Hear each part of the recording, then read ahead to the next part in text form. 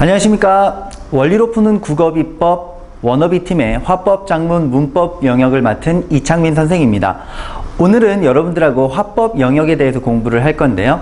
화법 영역은 대화 상황을 여러분들이 이해를 하시고, 그리고 그 대화에 참여한 대화 참여자들의 말하는 방식이나 말한 내용이라든지, 그 다음에 대화에 참여하는 태도 등을 평가하는 문제들을 풀어내는 영역이라고 볼 수 있는데요. 이 영역은 수능에서 학생들이 그렇게 많이 어려워하는 영역은 아니에요. 실제로 오답률도 그렇게 높게 나오지는 않습니다. 그렇지만 그렇게 많은 학생들이 쉽게 생각하고 있기 때문에 수능 시험을 봤을 때 이 영역에서 실수가 나와서 한 문제 혹은 두 문제 틀리게 된다면 그 타격은 정말 더 크겠죠. 어려운 문제를 틀리는 것보다 남들도 다 맞힐 수 있는 쉬운 문제를 틀리는 게 그 어떤 시험을 본 학생한테는 더 타격이 클 수 있어요. 그렇기 때문에 여러분들이 이 부분을 한번 공부할 때라도 정확하게 내가 이 영역을 제대로 완벽하게 이해하고 문제를 풀고 있는지를 점검할 수 있어야 될 겁니다.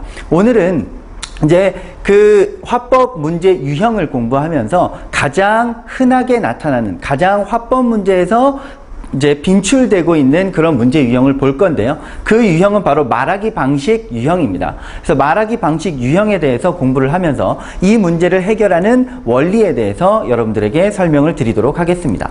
자, 그럼 말하기 방식 문제는 어떤 문제냐, 이것을 먼저 이야기를 할 텐데요.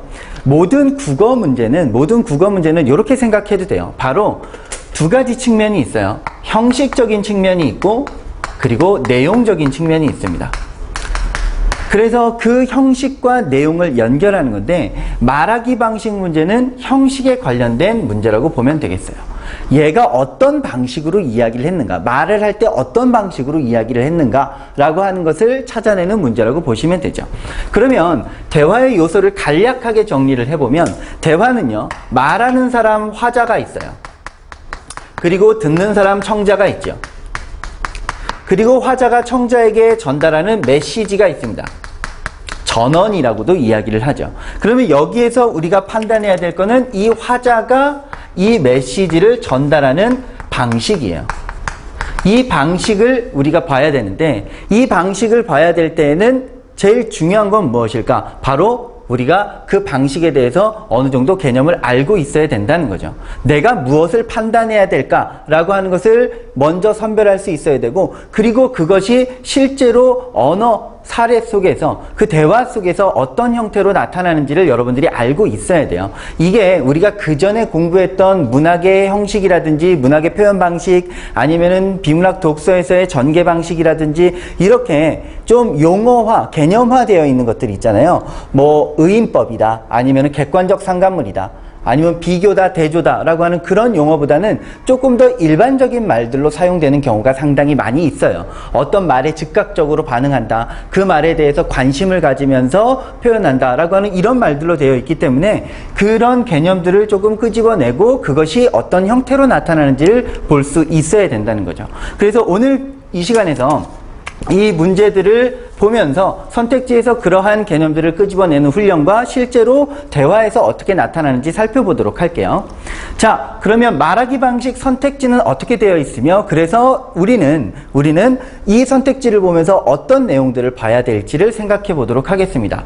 자, 여기서 무엇을 찾을 것인가? 즉, 학생들이 이 어떤 텍스트를 보고, 대화 상황을 보고 내가 무엇을 찾아야 되는가 라고 하는 것이 가장 핵심이겠죠. 선택지에서, 문장형으로 되어 있는 그 선택지에서 그 선택지 모두를 판단하는 것이 아니고, 선택지에서 내가 판단해야 될 것들을 끄집어내서 판단해야 돼요. 그러면 그 선택지의 구조를 좀 이해하는 것이 필요한데, 그 구조는 이겁니다. A를 통해 B를 C하고 있다. 물론 이거보다 더 단순하게 나올 수도 있고요, 아니면 조금 더 복잡하게 나올 수도 있겠지만 가장 기본적인 형태가 이런 형태로 되어 있다고 생각하시면 돼요. 질문을 통해서 자신이 말한 바를, 자신이 이해한 바를 확인하고 있다, 이렇게 이야기를 할 수 있다는 거죠. 이렇게 요 A를 통해 B를 C하고 있다라고 하는 이 선택지의 구조를 기억하고 여러분들이 이해하고 있다면 선택지를 분석하고 그리고 그 선택지에서 내가 무엇을 확인해야 될까라는 것을 끄집어낼 수 있을 겁니다.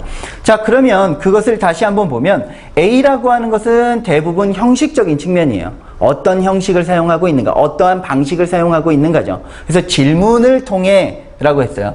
그래서 그 질문이라고 하는 그런 형식을 이해할 수가 있어야 되겠죠. 그 다음에 이제 B에 집중합니다. B를 시하고 있다라고 했을 때 이 B는 내용이나 의도라고 하는 측면이에요. 그래서 자신이 이해한 바를 확인하는 거. 자신이 이해한 바. 그러니까 자신이 궁금한 게 아니고 자신이 이해한 것. 상대방의 말에 대해서 이해한 것을 이제 확인하고 있다라고 했으니까 여기에서는 일단 질문을 사용했는지 그리고 그 질문이 자신이 궁금한 것이 아니라 자신이 이미 들었고 그리고 이해한 내용인 건지를 여러분들이 확인하셔야 된다는 거죠. 그러면 이러한 선택지를 실제 선택지의 사례를 통해서 살펴보도록 하겠습니다. 자, 여기 이제 선택지를 선생님이 좀 이제 여러 문제에서 뽑아왔는데요. 여기에서 말하기 방식의 선택지는 이런 형태를 가지고 있으니까 여러분들이 이제 한번 연습을 한번 같이 해보도록 하죠. 비언어적 표현을 사용하여 언어적 표현을 분명하게 전달하고 있다. 그랬어요. 자, 그럼 이걸 ABC로 한번 생각을 해보도록 하겠습니다. 비언어적 표현을 사용하여 이 부분이죠. 비언어적 표현을 사용했다라고 하는 이 부분이 A 부분이 될 거예요. 자, 비언어적 표현이 어떠한 내용인지 여러분들이 좀 알고 계셔야 되겠죠. 이거는 좀 이따 설명하도록 하고요. 그 다음에 이제 언어적 표현을 이 부분이 B가 될 거예요. 그 다음에 분명하게 전달하고 있다. 이 부분이 C가 될 겁니다. 자, 그러면 어느 부분에 집중하라고요? A 부분과 B 부분에 집중하라고 말씀을 드렸습니다. 비언어적인 표현을 사용해서 언어적인 표현을 보완하고 분명하게 전달하려고 한다. 그러면 여기에서 여러분들이 판단해야 될 거는 형식적인 측면에 조금 더 집중을 해보면 더 좋을 것 같아요. 여기서 비언어적인 표현을 사용했다라고 하는 것이 가장 핵심적이라고 볼 수 있겠죠. 여기서 언어적 표현이라고 하는 것, 이거는 우리가 판단해야 되는가? 한번 생각을 해봅시다. 언어적 표현을 판단해야 되는가? 아니죠. 이거는 굳이 판단할 필요가 없어요. 왜냐? 대화라고 하는 것은 기본적으로 언어적 표현을 바탕으로 하고 있기 때문에 그렇습니다. 말을 하기 때문에 대화가 이루어지는 것이죠. 이 말을 하지 않으면 대화가 안 되는 거니까. 그래서 그것을 분명하게 전달하고 있다. 효과적인 측면이죠. 이 효과적인 측면은 굳이 판단할 필요는 없어요. 여기에서는 판단해야 될 게 바로 무엇이냐? 비언어적인 표현을 이 대화 속에서 사용하고 있는가라고 하는 것을 확인하면 되는 겁니다. 자, 다음 선택지도 한번 보죠. 상대방의 발언 내용 중 일부를 반복하여 자르시고요. 그러면 여기에서 상대방의 발언 중 일부를 반복한다. 이 부분이 A에 해당되는 부분이 되겠죠. 동조의 의미를 B, 그 다음에 나타내고 있다. C 부분인데 C 부분은 거의 판단할 필요가 없죠. A 부분하고 B 부분을 보시면 됩니다. 자, 그러면 상대방의 발언 내용 중 일부를 반복하여, 여기서 제일 중요한 말은 반복이라고 볼 수 있겠죠. 뭔가를 반복하는데 그 반복은 상대방이 말했던 거야. 상대방이 말했던 거를 반복하고 있는 거예요. 그거를 확인하면 되는 거고, 동조의 의미, 동조는 뭐죠? 상대방의 견해를 일치시키려고 하고 그 견해를 지지하는 것을 우리는 동조라고 얘기를 합니다. 그러면 이 말을 반복해서 동조의 의도가 드러나 있느냐라고 하는 이 의도까지 확인하면 되는 거죠. 그래서 반복을 했는지, 상대의 발언을 반복을 했는지, 그 다음에 그것을 통해서 상대의 의견에 동조하고 있는지, 이것을 확인해 보면 되는 거겠습니다. 자, 세 번째 것도 간단하게 보면 상대방과 공유했던 경험을 상기시키며, 그러면 경험을 상기시키는 것, 공유했던 경험이 나타나는지, 친근한 분위기를 조성하고 있다 버리고요. 그러면 여기에서 경험을 먼저 제시하는 A와 친근한 분위기를 드러내는지 B를 하죠.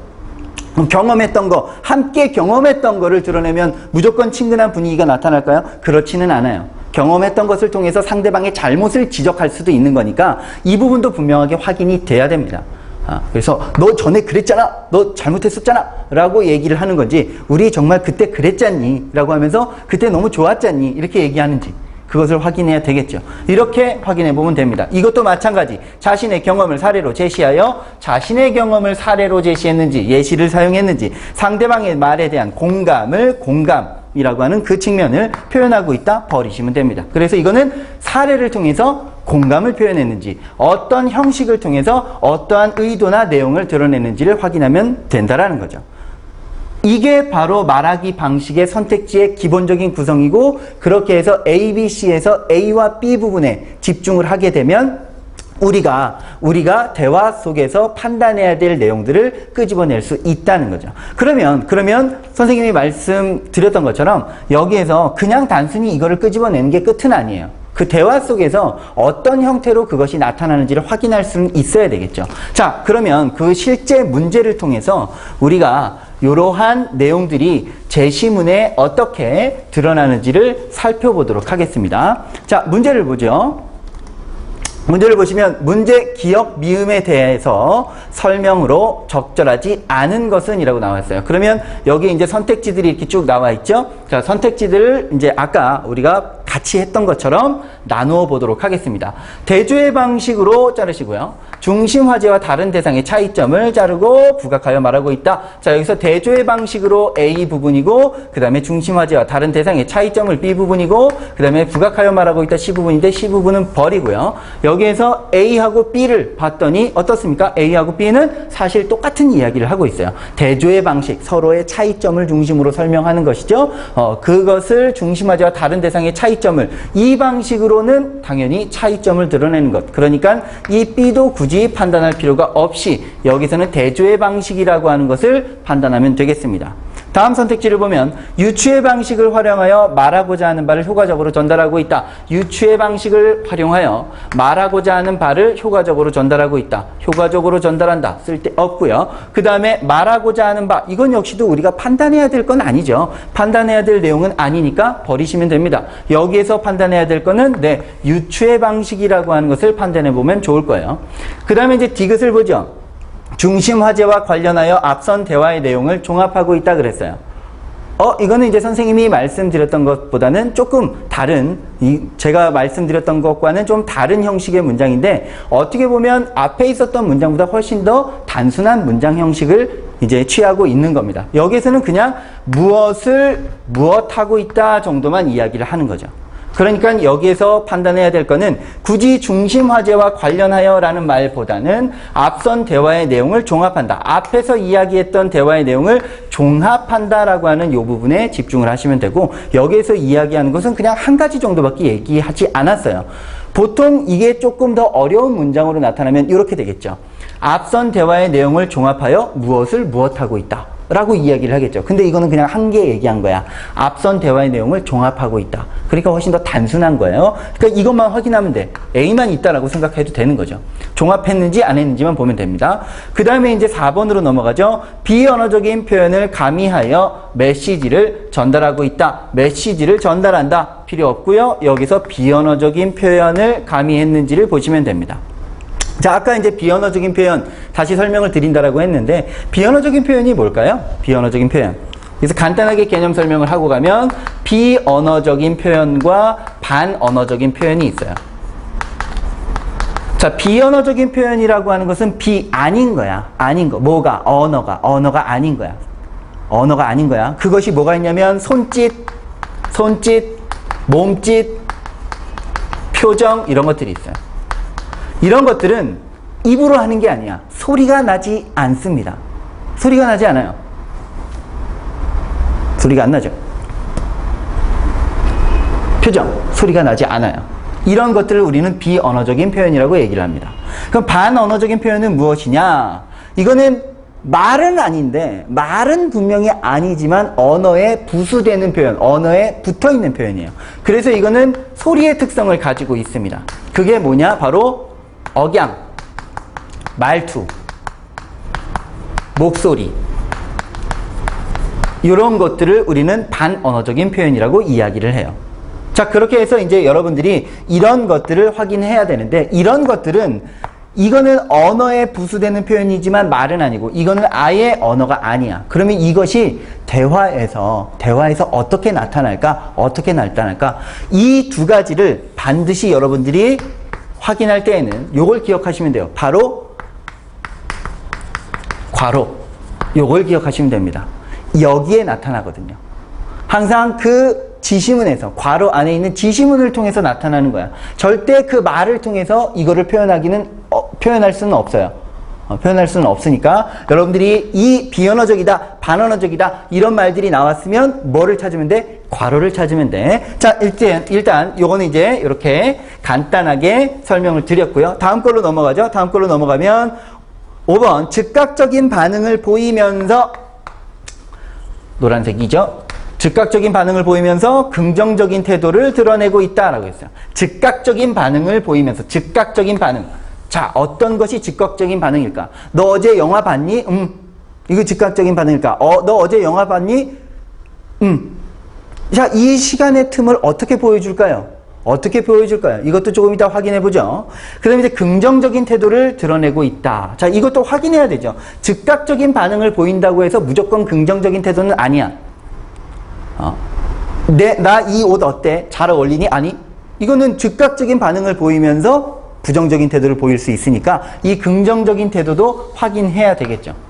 자, 그러면 이렇게 된 것들을 정리를 해보면 이렇게 정리가 되었습니다. 자, 각각 선택지에서 우리가 확인해야 될 것들은 첫 번째 대조의 방식인지, 두 번째 유추의 방식인지, 세 번째 앞선 대화의 내용을 종합했는지, 네 번째는 비언어적인 표현이 사용됐는지, 다섯 번째는 즉각적인 반응, 긍정적인 태도를 이제 보이고 있는지. 자, 여러분들이 선택지를 봤을 때 선택지의 길이가 길더라도 정리가 돼야 되고, 정리가 되었을 때 이러한 것들, 내가 진짜 판단해야 될 것들이 추출이 돼야 된다는 거죠. 선별이 돼야 돼요. 이 작업이 먼저 돼야 됩니다. 어떤 문제를 풀든 마찬가지예요. 내가 무엇을 판단해야 되겠다, 내가 무엇을 확인해야 되겠다 라고 하는 그런 선별 작업이 있지 않으면 분명히 문제를 풀면서 혼란에 빠질 수 있다는 거죠. 이것을 기억하시면 좋을 것 같습니다. 그래서 이렇게 선별하고 표시를 남겨두는 것, 이것이 일단 첫 번째예요. 자, 그 다음에 넘어갈게요. 이제 각각 선별을 했으면 하나씩 확인을 해봐야 되겠죠. 그래서 이쪽에는 우리가 선별했던 어떤 핵심적인 요소들이 적혀져 있고, 이쪽은 이제 밑줄 친 기억, 실제 기억을 이쪽으로 옮겨놨어요. 그럼 같이 보면서 확인을 해보도록 하겠습니다. 자, 대조의 방식이라고 했어요. 대조라고 하는 것은 A 그리고 B라고 하는 두 개의 대상의 차이점을 중심으로 설명하는 거죠. 그래서 A는 B와 다르다, A는 B와 다르다 라고 하는 이런 형식을 사용하는 게 대조의 설명 방식이에요.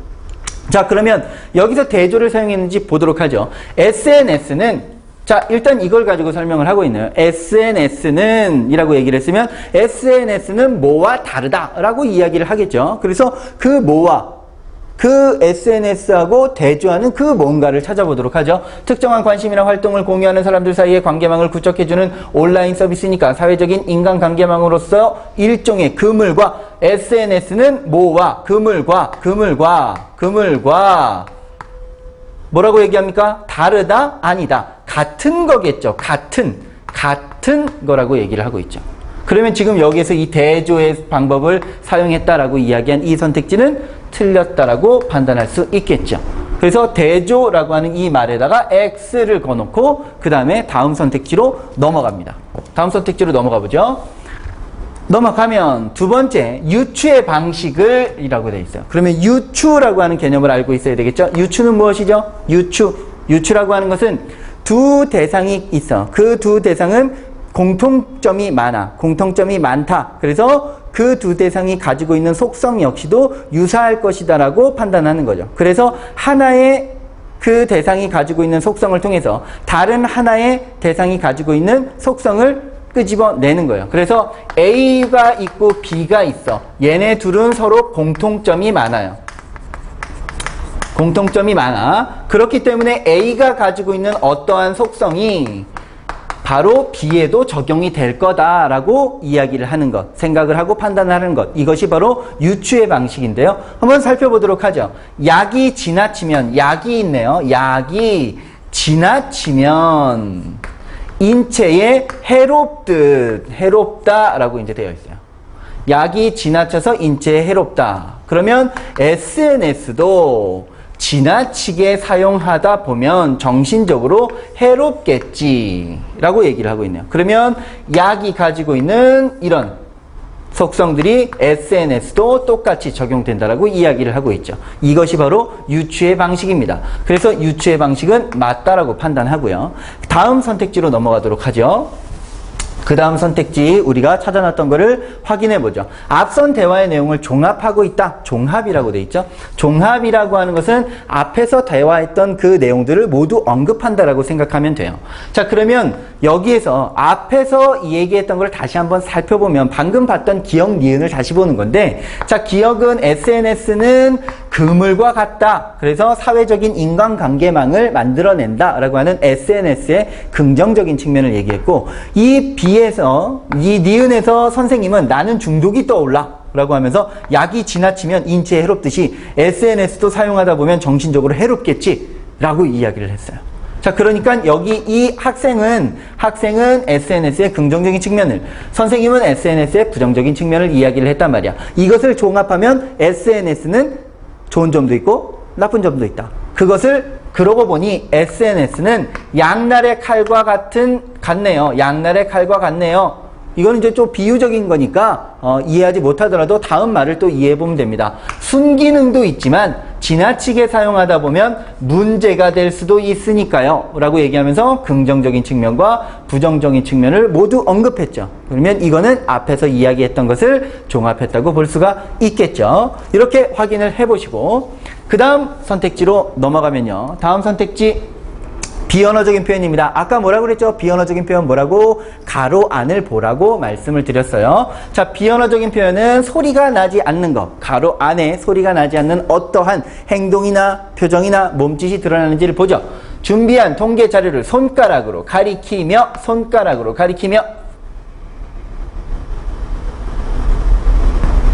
소리 안 나죠? 네, 이건 뭡니까? 비언어적인 표현 방식이라는 거죠. 손가락으로 가리키는 거. 그러면 여기서도 비언어적인 표현을 우리가 확인할 수 있었습니다. 마지막 선택지로 가죠. 마지막 선택지. 제일 궁금했던 것 중에 하나인데 선생님은 즉각적인 반응. 자, 즉각적인 반응. 이 즉각적인 반응은 어떻게 표현할까?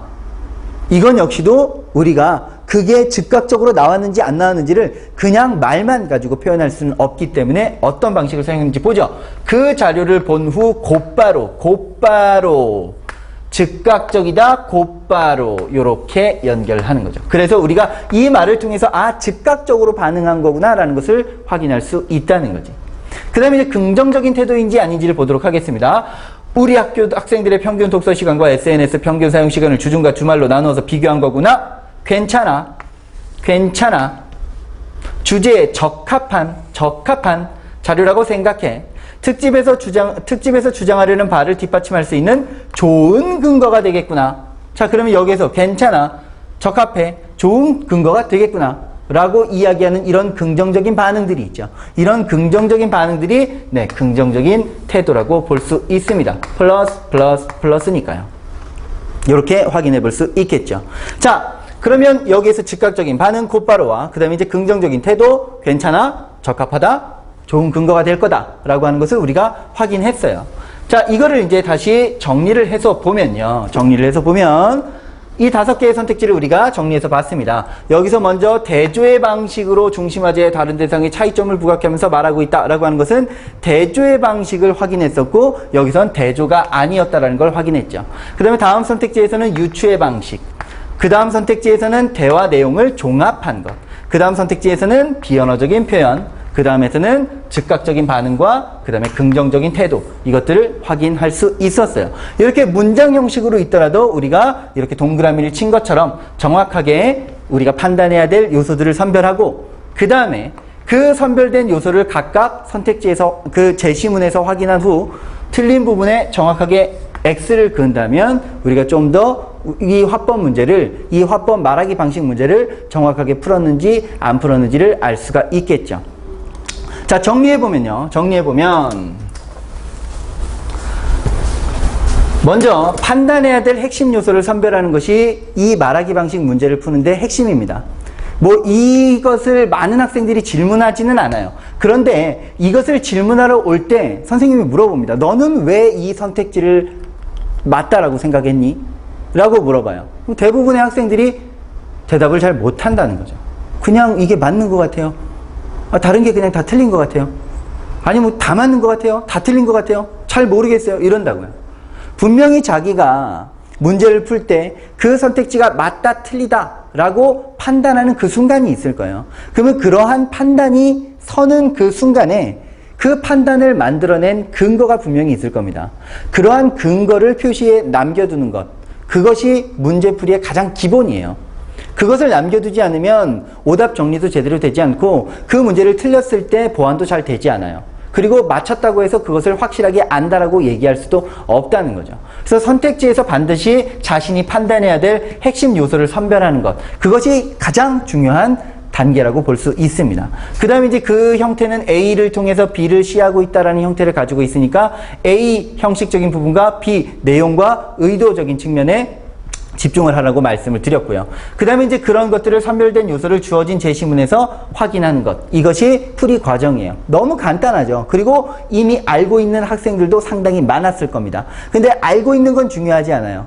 그것을 지금 하고 있느냐가 중요한 거죠. 그럼 여러분들의 그 문제집, 문제 푼 것들을 다시 한번 보세요. 내가 판단하고자 하는 내용들의 그 선별이 되어 있는지, 내용들의 표시가 되어 있는지, 동그라미가 쳐져 있는지, 그리고 그것을 제시문과 연결했을 때 X가 거져 있는지, 이 부분이 틀렸다라고 정확하게 남겨져 있는지, 그런 것들을 확인하시기 바랍니다. 그런 것들을 확인하는 과정이 문제를 보는, 그리고 선택지를 보는 눈을 뜨게 해줄 거예요. 그래서 이 화법, 쉽다라고 생각하는 이 화법에서 실수가 없게 만들어 줄 거예요. 자, 오늘 여러분들과 이 말하기 방식 문제를 푸는 그 이야기를 나누었는데요. 어떻게 보면 국어 문제를 푸는 전체적인 어떤 그런 자세에 대해서 말씀드렸다고도 볼 수 있어요. 여러분들이 반드시 선택지에서 자신이 판단해야 될 그런 요소들을 선별하는 것. 그 작업이 모든 문제 해결의 첫 번째라는 걸 잊지 마시고 이 말하기 방식 문제와 더불어서 다른 문제들도 다 잘 정확하게 빠르게 확인할 수 있는, 해결할 수 있는 여러분이 되시길 바라겠습니다. 다음 시간에는 이 이후에 다른 유형들을 살펴보면서 역시나 우리가 선택지들을 분석하고 그래서 어떻게 문제를 해결해 나가는지 그런 것들을 함께 공부하도록 하겠습니다. 오늘은 여기까지 하겠습니다. 고맙습니다.